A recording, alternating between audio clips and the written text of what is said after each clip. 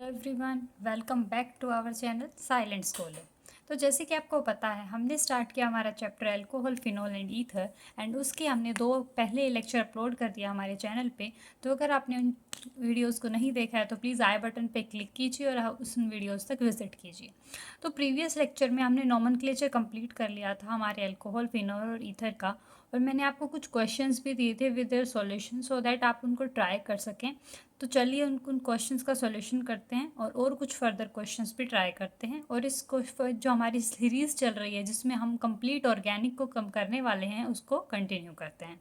तो देखिए हमारे पास जो फर्स्ट क्वेश्चन है वो क्या बोलता है कि आपको कोई चेन गिवन है और इस चेन गिवन में आप इसका नॉमेनक्लेचर करना है। तो आप नॉमेनक्लेचर करते टाइम सबसे इम्पॉर्टेंट बात जो ध्यान रखेंगे वो ये कि आपको लॉन्गेस्ट कार्बन की चेन पता होनी चाहिए। That means a carbon chain containing maximum number of carbon that should be our parent chain. तो देखिए आप इस चेन को अगर आप देख पा रहे हैं जिसकी नंबरिंग मैंने की है, इसके अंदर आपको 5 कार्बन नज़र आ रहे हैं।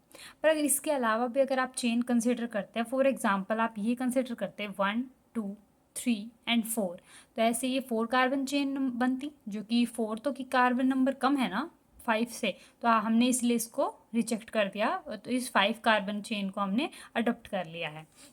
अब देखिए आपने नंबरिंग यहाँ से क्यों नहीं शुरू की 1 2 3 4 and 5, just because of the reason कि आपके पास OH जो है वो फंक्शनल ग्रुप है and that is our priority for naming जो पर्टिकुलर कंपाउंड्स होते हैं, कि आप जो फंक्शनल ग्रुप होते हैं उनको प्रायोरिटाइज करते हो और उनको लोअर जो है नंबर असाइन करते हो, लोएस्ट लोकेंट उनको असाइन करते हो।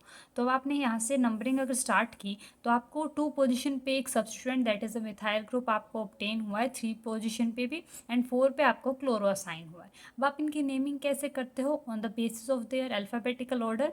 तो देखिए क्लोरो में C आता है एंड मिथाइल में M आता है। अब आप ये नहीं सोचिएगा कि डाई मिथाइल का D सब पहले आता है या नहीं आता है, उस तरीके से नहीं देखना हमें। हमें देखना है मिथाइल का M, डाया ट्राया, ये तो उसको क्या दिखा रहे हैं, उसकी पोजीशंस को दिखा रहे हैं कि वो कितने हैं।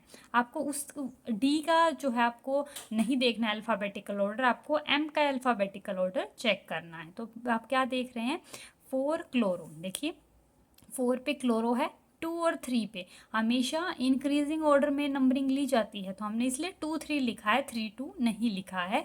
2 3 डाया मिथाइल, 1 2 3 4 5 कार्बन की चेन को आप क्या बोलते हो? पेंट। और एन यहाँ पे क्या सब्स्टिट्यूएंट यूज़ हुआ है फॉर सब सैचुरेटेड एल्केन सिस्टम जिसके अंदर कोई डबल बॉन्ड नहीं है, तो हमने क्या किया पेंट लिखा। और जैसे मैंने आपको बताया था कि पेंटेन का जो ई है यहाँ पे ड्रॉप किया गया है just because of the reason ओल। यहाँ पे अगर कोई भी आपके पास वोवल आ जाता है तो इस ई को ड्रॉप कर दिया जाता है और उस लोग की पोजीशन को डिफाइन कर दिया जाता है। तो पेंटेन 1 पोजीशन पे क्या है आपके पास? ओल है, अल्कोहल है, इसलिए आपने शो कर दिया। आई होप आपको ये समझ आ गया होगा। चलिए नेक्स्ट देखते हैं। नेक्स्ट आपको देखते ही समझ आ रहा होगा, this is a type of a compound ether.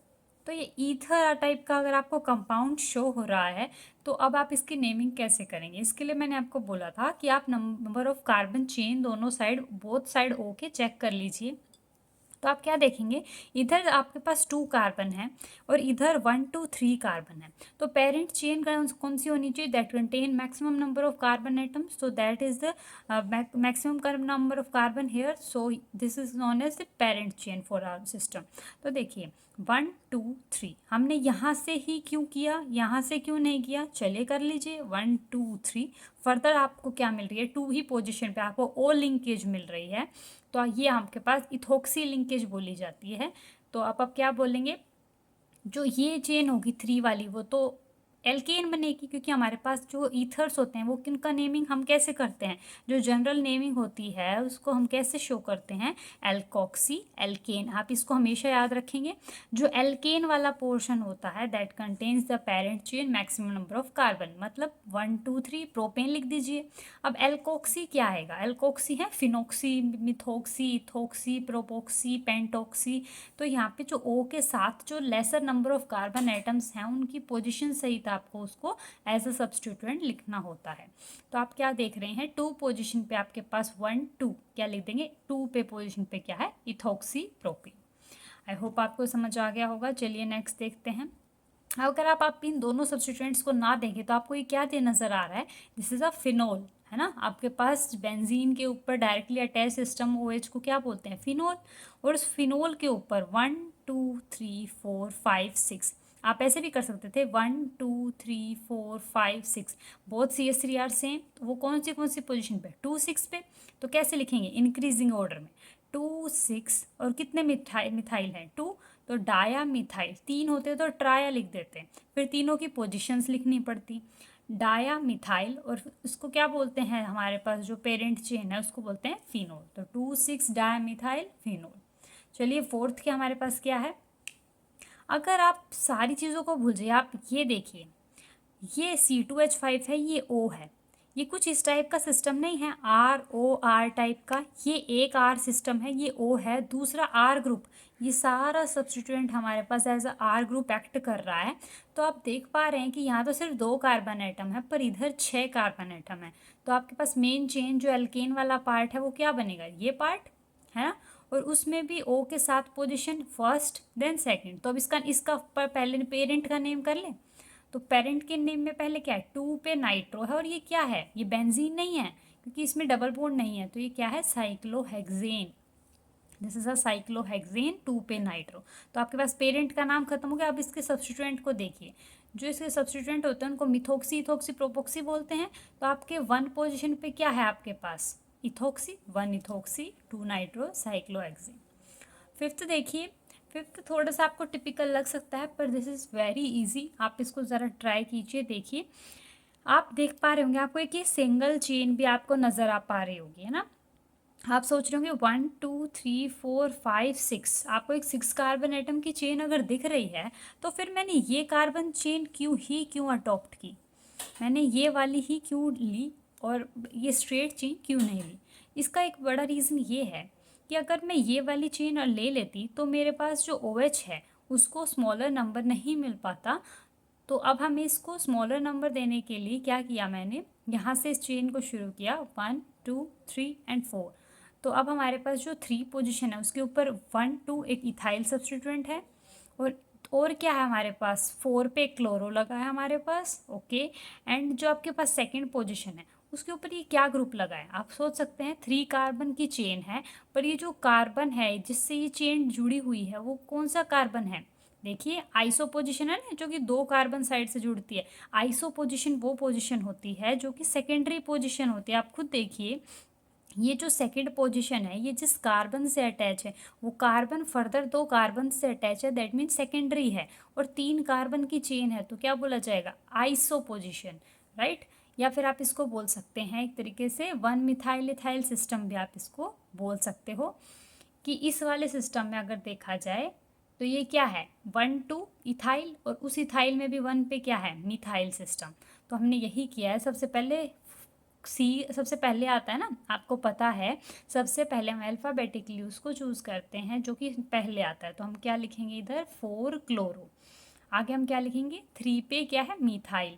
फिर उसके बाद 2 पे क्या आएगा, 2 पे क्या है, ये 2 कार्बन की चेन है, तो 2 के ऊपर 1 के ऊपर इथाइल मिथाइल। या फिर आप इसको आप ये भी लिख सकते थे 2 आइसोप्रोपाइल, इसकी जगह आप लिख देते हैं 2 आइसोप्रोपाइल। और ये इस क्या है, 1 2 3 4 ब्यूटेन, और 1 पे क्या है, ओल। अब आप देखिए, आप ये मत देखिए कि आप 4 3 2 लिख रहे हैं, आप बेसिकली ये देखिए आप अल्फ़ाबेटिकली ऑर्डर क्या देख रहे हैं। पहले C आता है, देन E आता है, देन M आता है। इसीलिए मैंने पहले 4 क्लोरो 3 इथाइल, 2 के ऊपर जो ये सब्स्टिट्यूएंट है दैट इज़ 1 मिथाइल और इथाइल, ब्यूटेन ब्यूटेन, 1 पे ऑल, 1 पे ऑल। ऐसे आप कर सकते हैं। ये थोड़ा सा इंपॉर्टेंट है, आप प्रैक्टिस कीजिए। काफ़ी अच्छा क्वेश्चन है ये, NCERT से ही आप इसको ट्राई कीजिए। आगे देखिए, आपके पास है कि ये एक सब्स्टिट्यूएंट दिया हुआ है। देखिए इसमें आप क्या देखेंगे, अगर आप यहाँ से शुरू करते 1 2 3 4 5 6, तो आपके पास 6 कार्बन की चेन आती। पर यहाँ पे आप काउंट करते तो जो सेकंड पोजीशन मिलती किसको, OH को। पर हमें तो OH को क्या करना है, दोनों ही OH को स्मॉलेस्ट नंबर प्रोवाइड करना था। तो हमने यहाँ से नंबरिंग शुरू की 1 2 3 4 5 एंड 6। तो देखिए अब दोनों OH को हमारे पास 1 और 3 का लोकेंट मिल रहा है, पहले 2 3 का मिल रहा था। तो देखिए अब हमारे पास 5 पे मिथाइल है और 2 के पोजीशन पे भी क्या है, मिथाइल है। देखिए एक मिथाइल सब्स्टिट्यूएंट ये है, एक मिथाइल सब्स्टिट्यूएंट ये है, तो हम क्या लिखेंगे 2,5 डाइमिथाइल हेक्सेन, ई को सब्स्टिट्यूट कर दिया गया, हेक्सेन 1,3 डायाओल। तो आपके पास 1 पे पोजीशन पे ओल है और 3 पोजीशन पे भी ओल है, तो 1,3 डायाओल। आगे देखिए, अब देखिए यहाँ पे जो आप क्या लगा सकते हो, हेक्सेन लगा सकते हो, just because of the reason यहाँ पे डाया वर्ड आ गया है, इसलिए आप यहाँ पे हेक्सेन लगा सकते हो। हेक्सेन 1,3 डायाओल आप लिख सकते हो। अगर यहाँ पे बस ये एक ही पोजीशन पे ओल होता तो आप 1 ओल लिखते या 3 ओल लिखते, तो डायरेक्ट ओ के साथ आपके यहाँ प्रेजेंस होने के कारण आप ई को ड्रॉप कर देते, पर यहाँ पे आपको ई ड्रॉप करने की ज़रूरत नहीं है। आगे देखिए, ये अगर आप भूल जाएं तो ये क्या है, फिनोल। तो देखिए 1 2 3, तो 3 ब्रोमोसाइक्लोहेक्सेन और क्या है 1 पे ओल, या फिर आप बोल सकते हैं इसको 3 ब्रोमोसाइक्लोहेक्सेन ओल, ऐसे भी लिख सकते हैं। 1 ओल ना लिख के आप ओल भी सिंपली लिख सकते हैं। अब आप देख रहे होंगे कि मैंने इसको फिनोल क्यों नहीं बताया, क्योंकि बेसिकली यहाँ पे जो डबल बॉन्ड है वो प्रेजेंट नहीं है ना। आप खुद देखिए फिनोल में हमारे पास सिस्टम में क्या होता है, ये इस टाइप का सिस्टम होना चाहिए था, पर यहाँ पे डबल बॉन्ड है ही नहीं। तो अगर ये डबल बॉन्ड अंदर नहीं है तो ये आपके पास बेंजीन रिंग ही नहीं है, और बेंजीन नहीं है तो बेंजीन के ऊपर लगने वाला OH ही तो फिनोल होता है। तो ये तो हमारे पास साइक्लोहेक्सेन रिंग है, ना कि फिनोल। याद रखना, ये मिस्टेक आपको नहीं करनी है। सॉरी, मैंने इसको स्टार्टिंग में फिनोल बोल दिया था, इसको आप बोलेंगे साइक्लोहेक्सेनोल। जैसे जिसमें 3 पोजिशन पे आपके पास ब्रोमो है, साइक्लोहेक्सेनोल।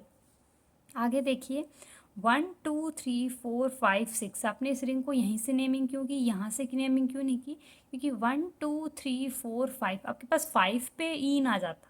आपको डबल बॉन्ड, ट्रिपल बॉन्ड, इनको भी as a functional group treat करना होता है, और इनको भी एक smallest number of locant provide करना होता है। तो आप क्या देख रहे हैं कि यहाँ पे 6 नंबर की कार्बन रिंग है, तो हेक्सेन 1 के ऊपर आपके पास ईन है, तो आपने ईन लिखा, ईन का जो ई है वो ड्रॉप कर दिया गया just because of the reason के 3 पे ऑल है।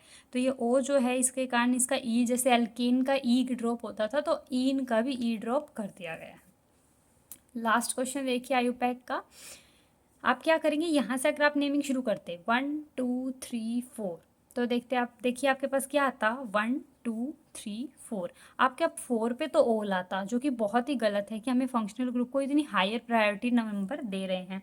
दूसरी बात ये कि आपका 2 ब्रोमो नहीं होता, फिर 3 ब्रोमो होता, 3 ब्रोमो 2 मिथाइल एंड ब्यूटेन 4 ओल, जो कि बिल्कुल ही गलत हो जाता, बिकॉज क्यों, आप जो अल्फ़ाबेटिकली पहले आ रहा है उसको हायर नंबर लोकेट कर रहे हो, और उससे भी बड़ी बात आप जो फंक्शनल ग्रुप है उसको हायर प्रायोरिटी दे रहे हो, जबकि लोअर प्रायोरिटी भी पॉसिबल है। तो इसीलिए ये गलत हो जाएगा।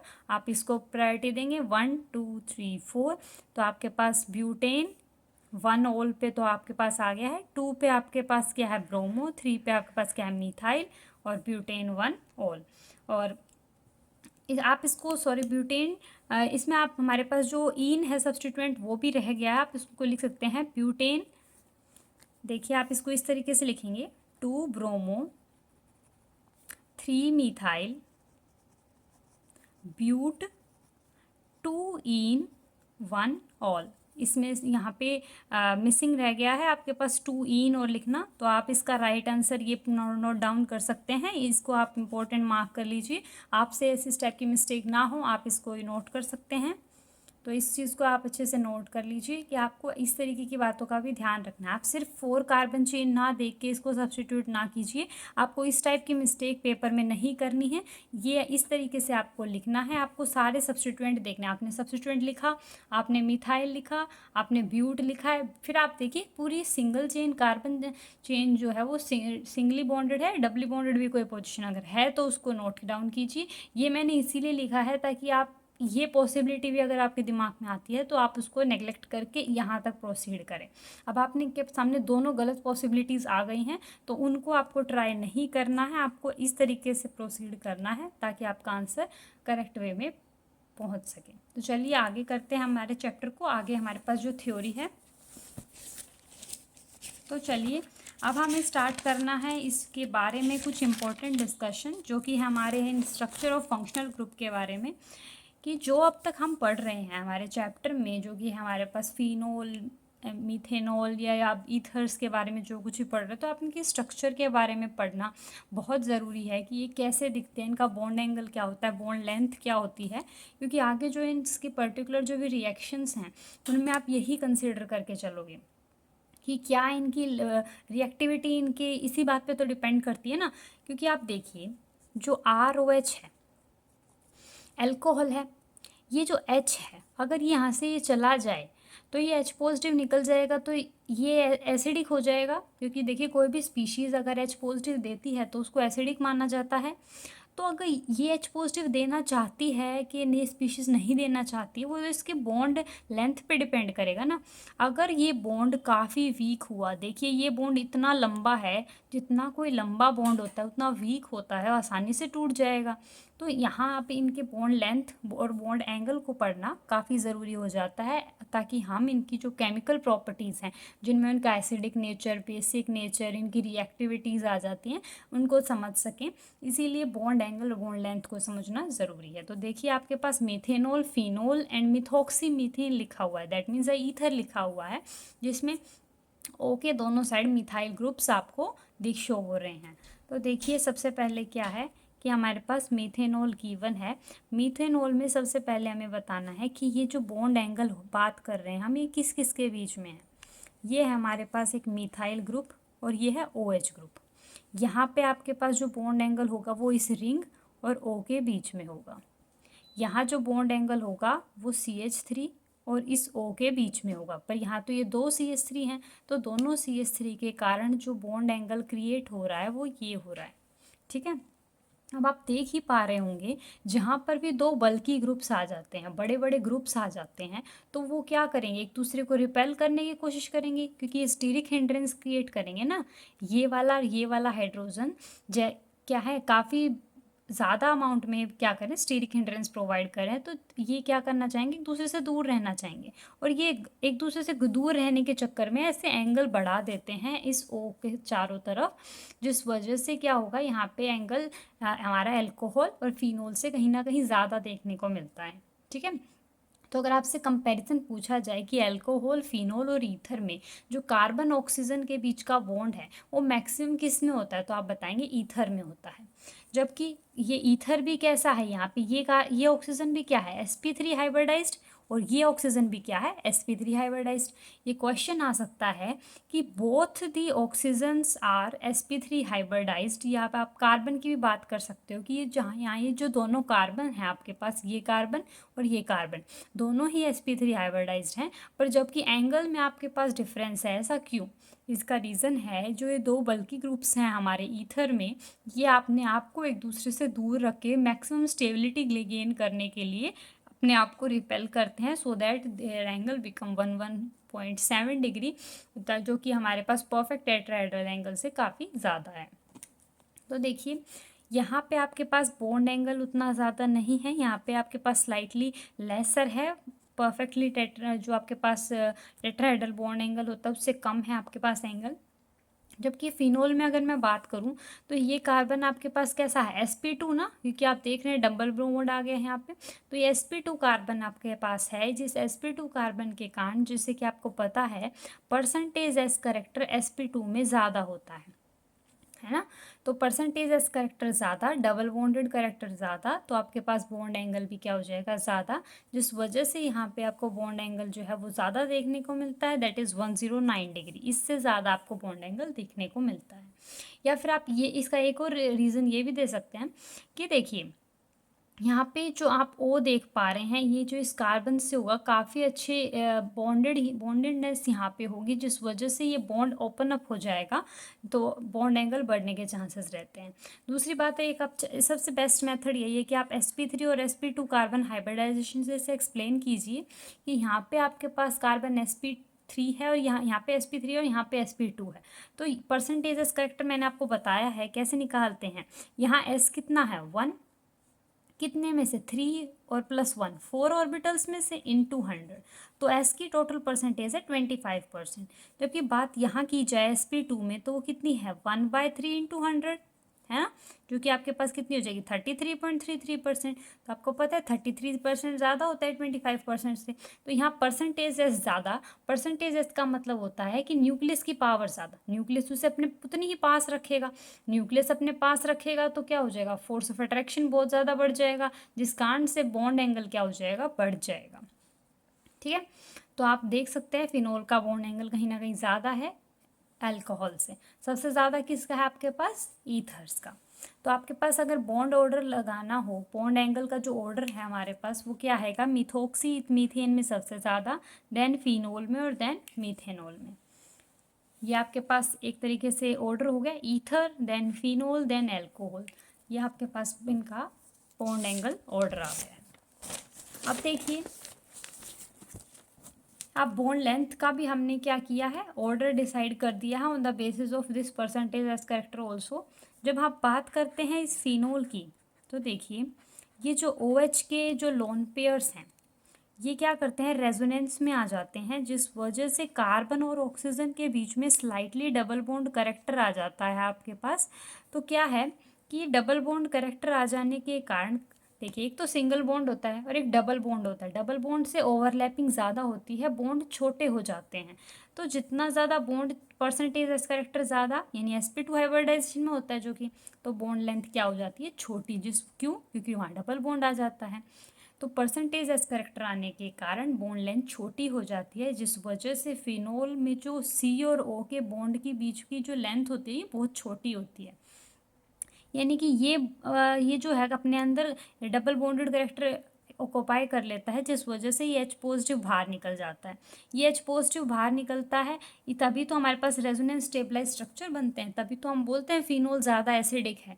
क्यों है एसिडिक, क्योंकि उस H पॉजिटिव निकलने के बाद जो हमारे पास एनायन बनता है जिसको हम फिनोक्साइड आयन बोलते हैं, जो कि कुछ इस तरीके से नज़र आता है हमें।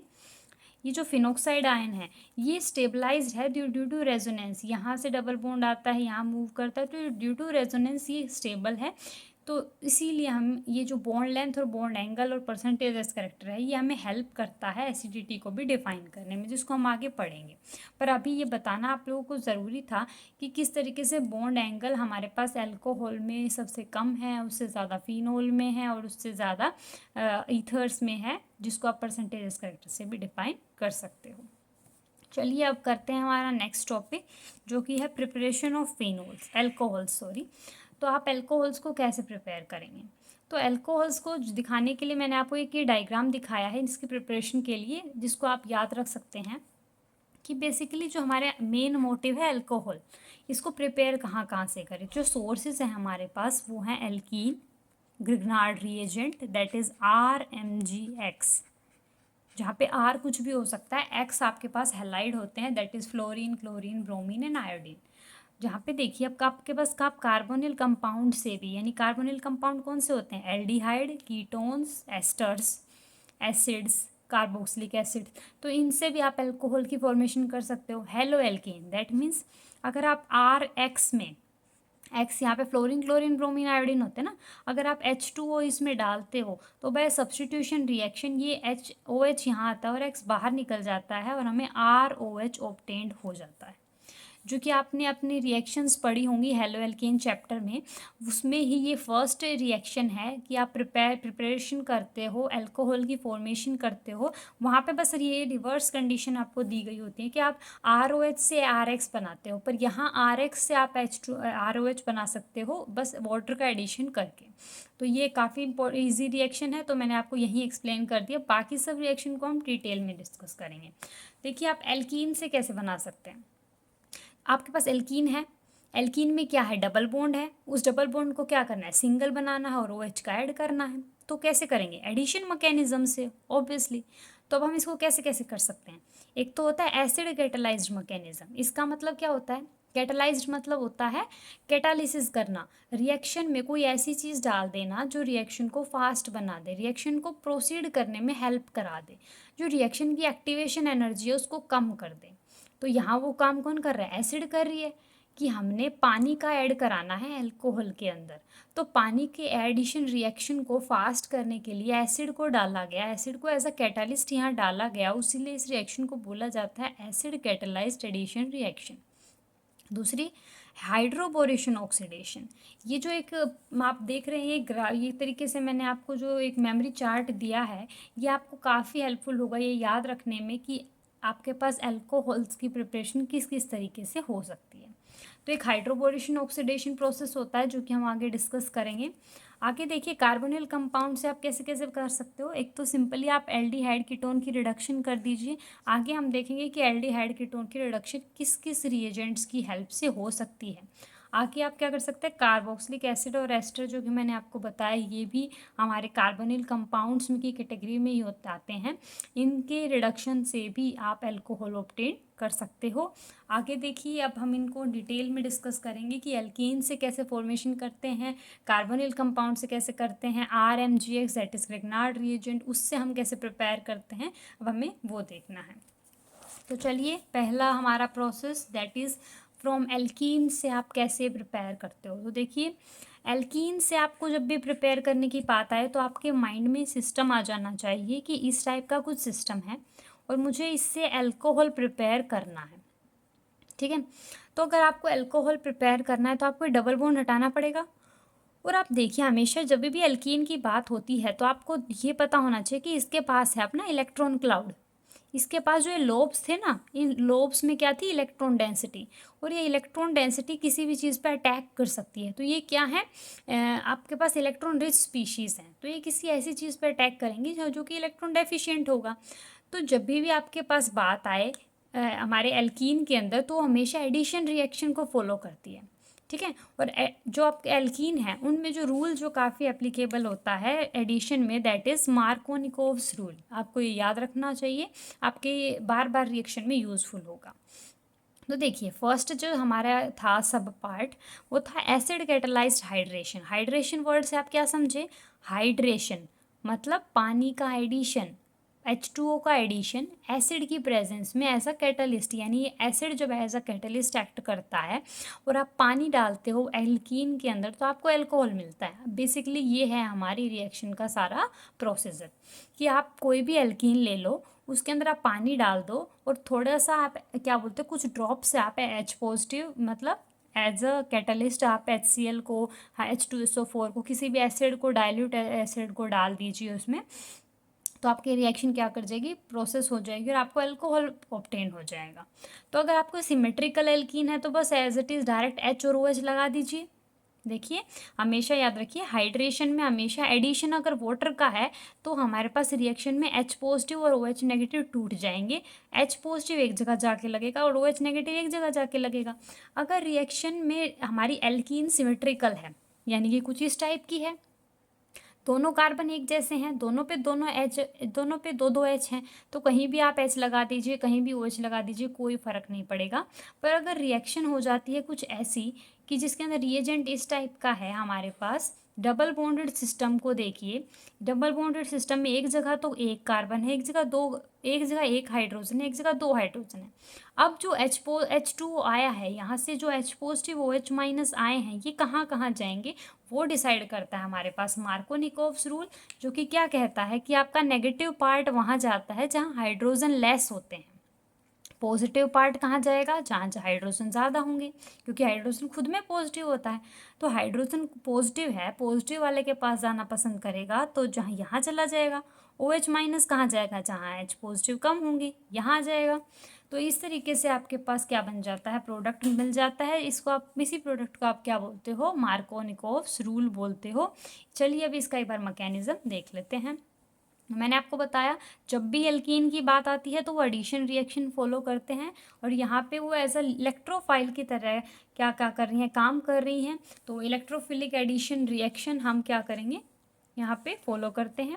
तो ये रिएक्शन जो प्रोसीड करती है वो कुछ स्टेप्स में फॉलो करती है जो कि कुछ इस तरीके से है कि प्रोटोनेशन होती है सबसे पहले alkene to form carbocation by electrophilic attack of H3O+। अब ये रिएक्शन जो है ये आपके पास क्यों एक इलेक्ट्रोफिलिक एडिशन रिएक्शन है वो उसके फर्स्ट स्टेप डिसाइड करता है। ऐसा क्यों, क्योंकि देखिए इसके फर्स्ट स्टेप में जो आपने पानी का एडिशन किया ना, आपने क्या लिया, आपने बीकर लिया, इसमें आपने क्या डाली, अपनी कोई भी एल्कीन डाल ली, ठीक है। और मैंने एक सेपरेट बीकर लिया उसमें आपने पानी को ऐड किया और उस पानी के अंदर कुछ मैं ड्रॉप्स डाल रही हूँ, किस चीज़ की, H पॉजिटिव की, मतलब एसिड की ड्रॉप्स डाल रही हूँ। तो जैसे ही मैं ड्रॉप डालूंगी तो जो ये जो H2 एक्सेस में होगा वो क्या, उसके जो लोन पेयर्स होंगे वो अटैक कर देंगे H पॉजिटिव के ऊपर, जो ऊपर से आएगा। तो यहाँ पे किसी इलेक्ट्रोफाइल ने अटैक किया है, इलेक्ट्रोफिलिक अटैक हुआ है, इसी कारण क्या हो रहा है, यहाँ पे कार्बोकैटायन फॉर्मेशन हो रही है, इसी कारण इस रिएक्शन का नाम इलेक्ट्रोफिलिक एडिशन रिएक्शन पड़ा है। तो आपके पास क्या आ गया, H3O+, ठीक है। तो अब बेसिकली आपके पास ये की जो चीज़ बनी है इसको आप क्या बोलते हो, हाइड्रोनियम आयन। तो ये हाइड्रोनियम आयन अब आगे क्या करेगा रिएक्शन में, वो देखते हैं। तो देखिए ये इस चीज़ का जनरेशन हो गया। अब आप आगे देखिए, अब आपके पास एल्कीन थी, तो इस एल्कीन का जो इलेक्ट्रॉन डेंसिटी थी उसने क्या किया, जो आपके पास H3O+ था, H3O+, उसमें ऑक्सीजन पे प्लस था, 3 H थे, एक H को इसने एब्स्ट्रैक्ट कर लिया और अपने अंदर क्या बना लिया, कार्बोकैटायन बना लिया। यहाँ पे H आके लग गया और यहाँ कार्बोकैटायन बन गया। अब क्या है, कार्बोकैटायन वो बनेगा जो स्टेबल होगा, इसीलिए मार्कोनिकोव्स रूल में हम डायरेक्ट ये बोल देते हैं कि जो आपके पास H पॉजिटिव हो वो वहाँ जाएगा जहाँ पे maximum number of carbon atoms होंगे। वो हम ये भी बोल सकते हैं कि जो H पॉजिटिव है कार्बोकैटायन उस कार्बन पे जाएगा जहाँ पे वो मोर स्टेबल होगा। कार्बोकैटायन की स्टेबिलिटी क्या होती है, tertiary, then secondary, then primary carbon. पर ये तो सिमेट्रिकल टाइप का सिस्टम है हमारा, तो हमें कुछ सोचने की ज़रूरत ही नहीं है। आगे देखिए, आपके पास ये कार्बोकैटायन फॉर्म हो गया। अब नेक्स्ट स्टेप में देखिए, न्यूक्लियोफिलिक अटैक होगा पानी का। पानी ने अब आपको क्या करना है, आपके पास कार्बोकैटायन बन गया। अब इस पॉजिटिव चार्ज को ऐसे थोड़े रखेंगे, न्यूट्रलाइज करने के लिए कोई आएगा अटैक करने के लिए। कौन आएगा, जिसके पास इलेक्ट्रॉन होंगे। इलेक्ट्रॉन किसके पास है, पानी के पास, लोन पेयर के पास। तो लोन पेयर आके अटैक करेंगे। जैसे ही लोन पेयर ने इस पॉजिटिव पर अटैक किया तो क्या हुआ, इस पे जो पॉजिटिव था वो तो हट गया, पर अब ऑक्सीजन पे पॉजिटिव आ गया, अटैक जो किया था तो अब पॉजिटिव आ गया इस पे। अब क्या होगा कि पानी जो हमारे पास एक्सेस में है, जो हमने एल्कीन में डाल दिया था, तो क्या हुआ, अब वो उस पानी ने इस H पॉजिटिव को निकाल दिया, क्योंकि पानी की तो टेंडेंसी है ना कि जैसे ही उसके पास लोन पेयर फ्री हुए उसने H पॉजिटिव को लेना ही लेना है, तो वो इस H पॉजिटिव को लेकर के जाएगा और इस बॉन्ड को हम यहाँ शिफ्ट कर देंगे, जिस वजह से O का जो पॉजिटिव चार्ज है वो ख़त्म हो जाएगा और हमारे पास क्या बन जाएगा, ये OH। आपके पास प्रोटॉन डी प्रोटोनेशन हो गई है। डी प्रोटोनेशन मतलब प्रोटॉन का रिमूवल, डी मीन्स रिमूवल होता है एंड प्रोटोनेशन मीन्स प्रोटॉन का यहाँ रिमूवल हो गया है to form the product alcohol. तो आई थिंक आपको समझ में आ गया होगा कि किस तरीके से हमने ये रिएक्शन को प्रोसीड किया है। आपको यही बात हमेशा याद रखनी है कि आपको लोन पेयर वाली स्पीशीज़ से अटैक करवाना है, पॉजिटिव चार्ज स्पीशीज़ पे। वो जो स्पीशी बनेगी वो एल्कीन के ऊपर फर्दर अटैक करने के लिए रिएक्टिव होगी, कार्बोकैटायन फॉर्म होगा, फिर वो कार्बोकैटायन एज इट इज़ तो रहेगा नहीं, उसको न्यूट्रलाइज करने के लिए लोन पेयर सिस्टम आएगा, उस पर खुद पे पॉजिटिव चार्ज को रिमूव करने के लिए कोई चीज़ उसको क्या करेगी, क्या बोलते हैं हम उसको, कि ये भाई इसको फॉरवर्ड करने के लिए, रिएक्शन इसको एग्जिबिट करने के लिए एक फोर्स प्रोवाइड कर रहा है कि ये बॉन्ड तो टूटना ही था, पर इस बॉन्ड को तोड़ने के लिए H2O ने हेल्प कर दिया कि ये बॉन्ड हम तोड़ने में हेल्प कराते हैं जब हम H को यहाँ से ले जाएंगे। तो इस तरीके से हमारे पास डीप्रोटोनेशन होकर हमें अल्कोहल की फॉर्मेशन हो जाती है। तो आज के लेक्चर को हम यहीं तक रखते हैं। आज के लेक्चर में आपने जो भी समझा उसको एक बार रिवाइज कर लीजिएगा और माइंड मैप को अच्छे से समझ लीजिएगा, जो कि हमने सीखा कि किस तरीके से आप ये प्रोसेसेस से चीज़ें निकाल सकते हो। तो आज हमने एल्कीन का एसिड कैटलाइज मैकेनिज्म कर लिया है। नेक्स्ट क्लास में हम करेंगे हाइड्रोबोरेशन ऑक्सीडेशन। तो आप उसके लिए पहले खुद से थोड़ा पढ़ने की कोशिश कीजिए ताकि आपको समझने में और क्लैरिटी आए। और अगर आपको ये वीडियो अच्छी लगती है, अगर आपको कंटेंट समझ में आता है तो वीडियो को ज़्यादा से ज़्यादा लोगों तक शेयर कीजिए, अपने दोस्तों को शेयर कीजिए। We are doing our best. अगर चैनल पे नए हैं तो सब्सक्राइब कीजिए, लाइक कीजिए और चैनल पे यूँ ही बने रहिए। Thank you and happy learning.